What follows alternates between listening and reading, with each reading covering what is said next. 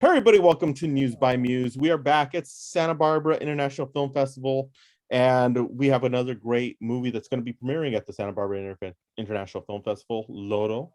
And it's a great story, great short film. We have Alessandro Gentile and Marta de la Torre from the film. Alessandro, how did everything come about, and how did you and Marta work on the story? Because it's very interesting and I truly enjoyed it. Yeah, so it first started with a short story my aunt and her son wrote called El Alma del Lodo, so the spirit of the mud. And she wrote this years ago, and it caught my attention. And Marita and I were just coming off a film that we shot together that premiered, that actually showed at Cannes and won a few awards. And we thought, it'd be a good idea to kind of flesh it out into a script. And so we started kind of processing and kind of developing the story, and eventually we came to what it is today. It's a film about grieving, family, the resilience of human spirits.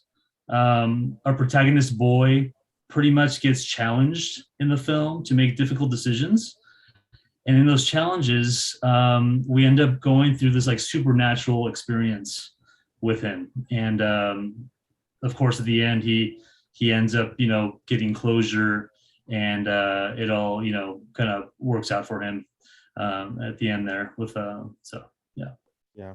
And Marita, I'm sorry, I may have called you Marta by accident. yeah. I think it was Martha and Mark too. Yeah. Marita, I was like, Marita. since Alessandro grew up in the San Gabriel Valley, so I grew up and still live in the San Gabriel Valley. There was somebody, Marta, with the same last name as you, and I was just like, it just automatically clicked to that. But to be producing this with Alessandro and co-writer, how much of your experience, Marita, did you bring into the story? I mean, it started with the, co-writing. We both said, okay, we're going to trust each other and wear these hats that we had never worn as filmmakers. I'm an actor by trade, but I love writing. I've taken to it. And so it was very special for us in that regard, that it, his directorial debut and me taking the lead, producing it. It really was, like when, like all filmmakers, we say it's like our child, so we had to take special care. It took us, like most good things, it was challenging to get it off the ground. And then in the middle of a pandemic is when we actually got it off the ground. Even it just was divine timing, I think, in so many ways, because I think we were both ready. We both learned so much over the years it took to develop a script. As we know, filmmaking is, a labor of love, and it's because we had to tell the story. Alessandro brought it, and I remember the essay. It was just one of those things, and he was so taken by it. And I just, that's contagious when someone is so excited about the story. And then we started riffing about the story, and then we really, like, years later said, let's make it our own. Let's bring ourselves into it. And I remember writing the scenes together. I get chills when I think about it, because experiences from our own lives, losses that we suffered, that we were suffering through as we wrote the story. One of our early collaborators of the film lost her battle with cancer while we were developing the project. Her name still is part of this, so that was emotional. It was it made it ever so much more special of a project for both of us. Not only it changing our careers in filmmaking for what it was doing for us, but also because it has a lot of personal touches from our own lives. And that's when you then need to tell the story, because we dedicated it to the people that we ourselves were grieving. So and we had a great team. I mean, Alessandro and I always, we use this term and we mean it. It's not used loosely. We had an embarrassment of riches when it came to procuring a team and procuring a cast. I mean, there's cameos by people who were like, why did they agree to this? But we're thrilled that they did. And so it was, it was challenging because we had to do it when we had to do it, but it was also a joy because, every challenge that came about, there was good people there because we surrounded ourselves by truly, truly incredibly talented people. So Awesome. So it's a short film, but I could have easily saw this as a full length. Easily. What was the decision on that? Like to make it was there ever a decision to make it a full length film and then you decided to go short? Or Yeah, no, we've talked about taking it to a feature format. I still have the idea of doing 2 more shorts and compiling together as like a trilogy. It's still in discussions where, but that's sort of it's on the table as far as making it a longer piece because it does have it has story tentacles to go in different directions and kind of combine itself, at the end with what you see with LODO, so there is potential there, and we've been talking about this and seeing if we could take it to, flesh it out to a longer format. But it's all, we have a treatment and all that, so we're trying to kind of figure that out and how to move on forward with that. But it's really a strategy to kind of like get some eyes on it, interest, and then go from there. Awesome. That's cool. That is really cool. But the one thing I want to touch on is the cast. Laura Pantalano's a part of it. Marita, you're a part of it. Daniel Edward Mora and Jaden and Marado, who plays Aru. Where did you find this kid? Because he's so good. It's so good. Yeah. So yeah. Should I answer that? So at first we were doing, the regular casting, like backstage and all those casting formats in Los Angeles, but we just we kept finding those like Disney kids, they can't speak Spanish, and they're just kind of too put together and just we're too rough around the edges. And then we reached out to, who was it? Joseph, right, Marita? Operation. Yes, they have an organization called Operation Street Kids, and we know of them via the film festival that Alessandro and I co-produced. And so we know them through that format. And as we were talking, Alessandro was the one, holding the auditions, and then he would only talk to me about the ones he really connected with. And then I was, I think we were talking, and I said, like, well, does it have to be an actor? Because I said, we will not budge on the Spanish. I'm not gonna hear another cringy, you know what I mean? Which I agree 1,000% for sure. We knew that had to be there. So, and we knew he was make or break. This little boy it was a make or break situation. We either had the right one, or our film would be in peril, really. So I'll let Alessandro finish. So they sent us 4 kids, and out of the 4, Jaden just like popped out. I was just like, whoa, this kid really like just delivered the lines, was able to express feelings, in his reading and his cold reads. And I was like, geez, and this kid really, I mean, he's only done like background stuff, with Nickelodeon and things like that. So he wasn't like a lead type of actor. And the good thing is his father works in the theater department over at USC. So he was able to coach him during the process while we were doing Zoom meetings, and he would coach him on the side.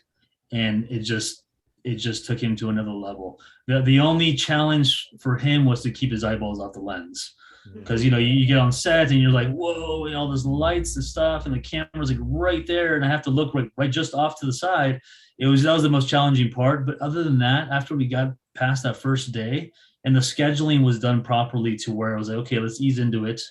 We'll do some like fun, not too heavy stuff on the first day. And then kind of like then start going deeper, because we didn't really have much time. We went 2 full days, all taking place around the house. And then from there, we eventually had to raise more money to do exteriors and all that to complete the film. But he was able to pull it off, and you can see his performance on screen is really captivating. Yeah, he actually did cry. He did feel those emotions, and he really kind of had fun and all that. So yeah, he really. I mean, I think I just I told him, I was like, you have something that, you can't teach. He had, guts and a lot of heart, and it shows through in this performance. And it's I mean, your heart goes with him, when you see these scenes. And we were both there, and it was so, we gave him all the room, we gave him all the space, as producers, we were like, he needs to be there. And if it's going to be that, we need to give him the space in the moment. And it happened. It was like what you read about, it was totally breakthrough for him, because I remember being in that moment, and I played the mother spirit. And so it was completely spiritual. We were both there. When he felt these emotions, it was incredible to see and to capture. And we did. We're very proud of that. And you could tell right off the screen, like when you're watching it, you could easily feel it, that you guys hit every point that you needed to hit, really got everything through. One thing I did want to ask though is, like we see, especially growing up as a kid, I went to school in East Los Angeles, went to high school here in San Valley and Rosemead. And even from then, you don't see a lot of Latinos in this business. You don't see a lot of their films. You don't see, and we're seeing it grow little by little, but it's not fast enough. What is it to you, both of you? What is the importance of showing our stories and showing these type of films? Because this really does pull into what we've all grown up with and really what we've experienced.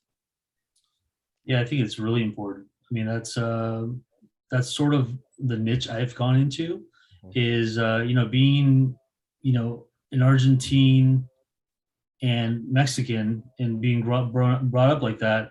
I had fair skin, so I was kind of like in the middle, like it was ambiguous still.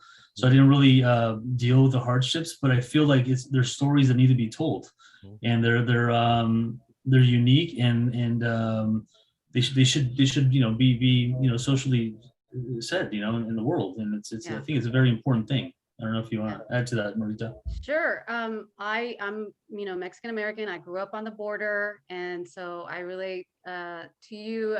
Growing in the East, I grew up in fact, the film is set in Brownsville, Texas, and which is my hometown. And I think that I when I talk about this, topic, I think that in a way, LODO captured some of that displacement that we feel as Latinos, because we're not, we're not Mexican enough for our Mexican friends, right? And we're not American enough for our American friends. They call you gringa over there in Mexico. I'm like, what? No, I can be both. And so I think LODO, in that same way, right? This child needs to find a place in the world. It's like our stories need to find a place in the world. And not only is it time, we deserve it. And that's why we got to tell the stories, because we need to feel like we know this story. You connected to this story, right? And so many others are out there needing that connection, and they're just not getting on screen. And that's what, that's what my purpose has become. I need to tell these stories because not only do we deserve it, it's time, and so many people out there need that connection. So I think it's that displacement that we need to stop. We need to find that place for us, because we are here. We just need to be represented. Yeah. And just to add to that, there's just so much talent that's just overlooked, actors, producers, directors, cinematographers, and you see bits and pieces of it in the industry, but like I feel like now it's now time to really penetrate, really tell these stories. Yeah. And I agree with both of you, because like as I started MUSE 10 years ago, when I went into it, it never clicked to me that what the disparity was like. And as I've gone through the years, and after 2016, when we started feeling it really hit us hard, like they started looking, it wasn't Michael Sandoval, the owner of MUSE, it was, or just MUSE, it was Michael Sandoval. It was the last name. And I was like, now I know what everybody goes through. This is BS. Yes. And I see it, and I see it so much, and I see so much great talent, but you see like the Academy Awards, you don't see a lot of us. We got representation, but it isn't at the level where it should be. Mhm. And with films like yours, Alessandro and Marita, these are the films that need to be seen. These are the films that need to have that exposure, because I think if they will find an audience, and they will find, especially at Santa Barbara, which is a perfect place to show this film, is going to find an audience. What's next after this? After the film, is there another film festival that you're going to be taking it to? Is there, what's the next? Yeah, there's a few. Yeah, we just can't announce yet, but yeah, there's a few. Yeah, there's already there's a few out there that we're going to be showing it. It's just we're just starting the tour, so this is going to be Santa Barbara Film Festival is going to be our world premiere. It's going to be Monday, March 7th, 1 p.m. Santa Barbara Shorts program, and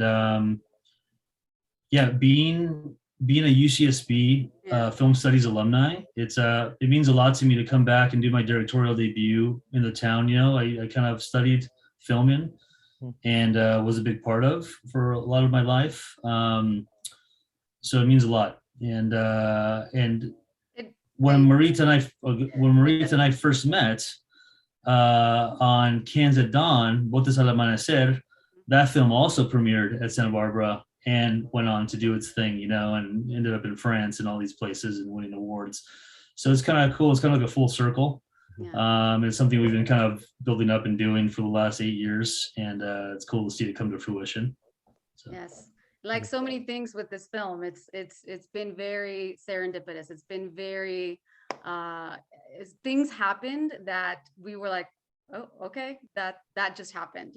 There were little magical moments that even during production that would happen, and we were like, oh, well, we're talking about the spiritual world meeting us here in the physical world. And so even that, it just so happened that we're going to premiere at Santa Barbara, which we have a special place in our heart because of Cans at Dawn also premiering there and also going on to do such great things. So it's like you said, full circle. So we're excited. Awesome. Well, thank you so much for stopping by, being able to talk about this. Wish we could have done this in person, but unfortunately, with everything going on, it makes it very difficult. But great film. You did an amazing job, both of you, on this film. And on March 7th at 1 p.m. at the Santa Barbara International Film Festival, get your tickets, because this is a film you definitely got to watch. You got to support. If you want to see more Latinos in film, you got to support the films, good and bad, and let people know like what you thought of the film, because this is a film I guarantee you're not going to want to miss. It's a really good film. Alessandro, Marita, thank you so much. Thank you, Michael. And gracias. And don't forget, we'll put links on the bottom so that you can be able to purchase your tickets via YouTube, and you can watch this. Don't forget to watch on Roku and Amazon Fire TV every day. Thank you so much. Bye.